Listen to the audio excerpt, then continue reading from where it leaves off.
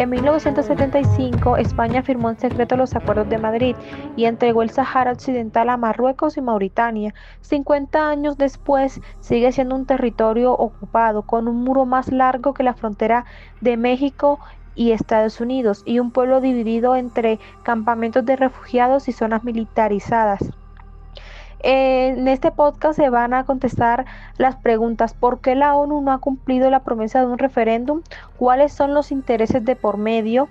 Hoy, en El Muro del Olvido, estaremos haciendo un recorrido por la historia olvidada del Sahara Occidental y la política que lo mantiene congelado en el tiempo, con Santiago Bernal y mi persona, Xiomara Lastre. Para entender este conflicto geopolítico necesitamos un contexto histórico de la región. Entonces nos situamos en tiempo en 1985, después de la Conferencia de Berlín. La Conferencia de Berlín se trató de la repartición de África entre las potencias españolas. A España le correspondió el territorio actual, conocido como Sahara Occidental. El control de España fue muy débil y tardío, y fue una administración muy superficial y extractiva que principalmente se enfocaba en los recursos, principalmente en los fosfatos ubicados en Boucra, y no había ningún interés en inversión en desarrollo social o político para la población saharaui. Ya por allá en 1960, cuando empieza a ver los movimientos de descolonización en África, surgieron los primeros movimientos independentistas, los cuales fueron reprimidos por España. Esta represión radicalizó la población y en 1973 nace el Frente Popular para la Liberación, o también conocido como el Frente Polisario, liderado por Oali Mustafa Sayed, con el objetivo claro de una independencia total. En 1975, ante la presión internacional y la debilidad del régimen de Franco, España anunció un referendo de autodeterminación para la población saharaui. Sin embargo, Marruecos, reclamando el territorio por vínculos históricos, y Mauritania con pretensiones sobre el sur, presionaron fuertemente. El rey Hassan II organizó la Marcha Verde el 6 de noviembre de 1975, movilizando alrededor de 350.000 civiles marroquíes hacia la frontera. Bajo esta presión, España firmó los acuerdos tripartitarios de Madrid, que se dieron el 14 de noviembre de 1975, abandonó el territorio y transfirió la administración temporalmente a Marruecos en el norte y a Mauritania en el sur. Steph Soons, experto en resistencia no violenta y derecho internacional, nos dice: los acuerdos de Madrid violaron claramente el derecho internacional, que otorga a la población saharaui el derecho inalienable a la autodeterminación. Fue una cesión ilegal de poder colonial a las dos potencias ocupantes. El Frente Polisario, rechazando los acuerdos y la ocupación, declaró la República Árabe Saharaui Democrática, o la RAS, el 27 de febrero de 1976 e inició una guerra de guerrillas contra Marruecos y Mauritania. Este conflicto es conocido como la Guerra de los Camellos, por cómo se movían los saharauis en el desierto. Se describe como una táctica donde se utilizaban camellos y vehículos 4x4 adaptados a unidades móviles y que se lanzaban rápidamente en ataques sorpresivos contra blancos militares económicos y desgastaban las fuerzas ocupantes en el vasto territorio que los saharauis conocían a la perfección. En Mauritania es incapaz de sostener este esfuerzo bélico y firmó la paz con Polisario en 1979 y renunció a sus pretensiones. Sin embargo, Marruecos concentró sus fuerzas tras la retirada de Mauritania, adoptó una estrategia defensiva masiva, una construcción de El Muro, una sucesión de muros de arena y piedra y trincheras que flanqueaban por búnkeres y campos minados. Esto fue detallado por Tony Hex en un estudio. Y lo citamos: el muro eventualmente alcanzó más de 2.700 kilómetros. Fue una obra faraónica diseñada para proteger el Sahara útil, las zonas costeras, las ciudades y las minas de fosfatos, que es el interés de Marruecos. El hostigamiento de Polisario, concentrado en la población saharaui en las zonas ocupadas, se fue desplazando hacia Argelia, y gracias a esto se dividió efectivamente el territorio. Después de esto, la guerra no entró en un punto muerto. Marruecos controlaba la mayor parte del territorio hacia el oeste del muro, pero no podía eliminar a Polisario. El Polisario, con base en Tinduf, en Argelia, mantenía el control del desierto oriental y el apoyo de gran parte de la población saharaui refugiada, pero que no podía ayudar a desalojar Marruecos. Cuando llegó en 1979, bajo los auspicios de la ONU y la UA, se logró un alto al fuego y la misión de las Naciones Unidas para un referéndum en el Sáhara Occidental se desplegó con un mandato clave: organizar un referendo de autodeterminación para que el saharaui eligiera entre la independencia o integración. Este núcleo de estancamiento ha sido un censo de votantes, porque el Frente Polisario insiste en que el censo español que se dio en 1974, por aproximadamente unos 74.000 saharauis son los que deberían votar en este referéndum. Pero Marruecos exige incluir a decenas de miles de personas que se consideran saharauis, pero que el Polisario ve como unos colonos marroquíes dentro del territorio.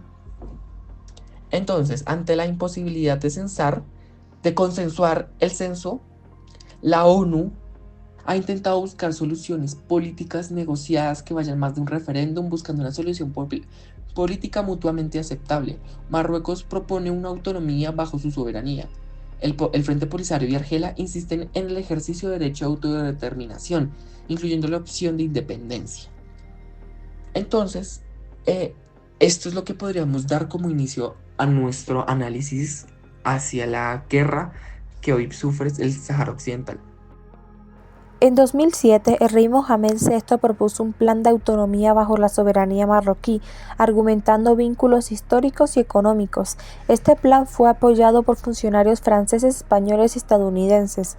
Según Swissinfo, este plan es respaldado por países como España, Estados Unidos, Alemania, Guatemala, El Salvador y demás países árabes y africanos, con la base de que tiene una base seria, creíble, realista y adecuada para resolver el conflicto de forma justa y duradera.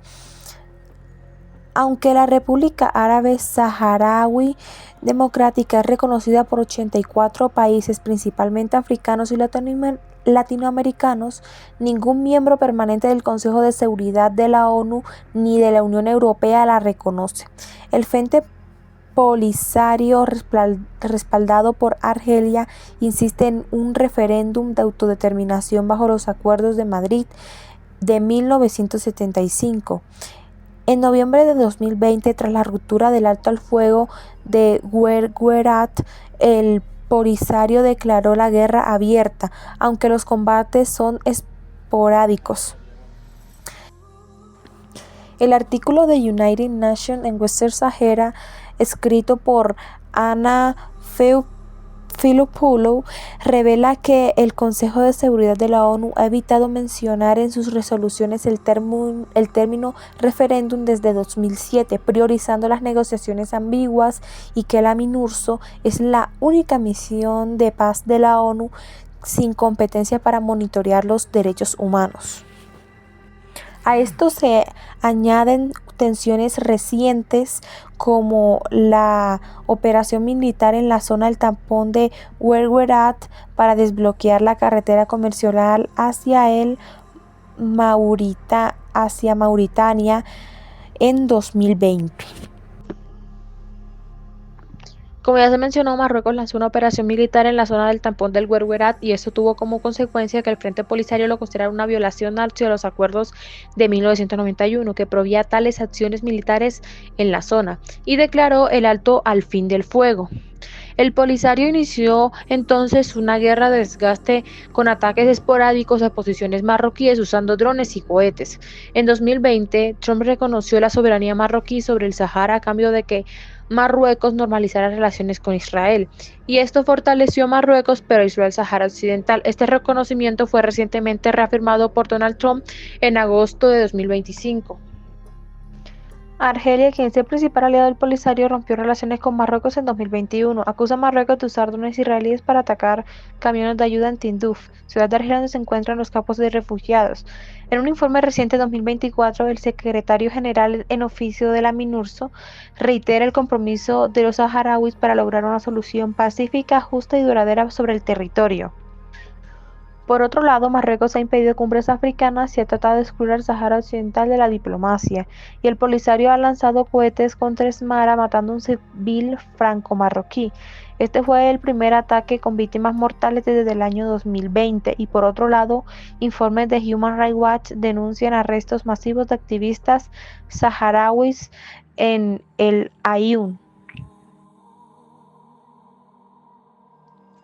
Ahora, pues con nuestra opinión sustentada, nosotros sostenemos que la libertad del Sahara es un imperativo ético y jurídico que es incuestionable y se arraiga al derecho internacional como se estableció en la Corte Internacional de Justicia en el 1975.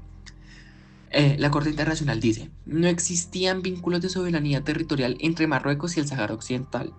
Esto reconoce el derecho inalienable que tiene el pueblo saharaui de autodeterminación. Pero pues pese a ese derecho, la comunidad internacional ha tolerado durante décadas la ocupación que ha tenido el pueblo marroquí.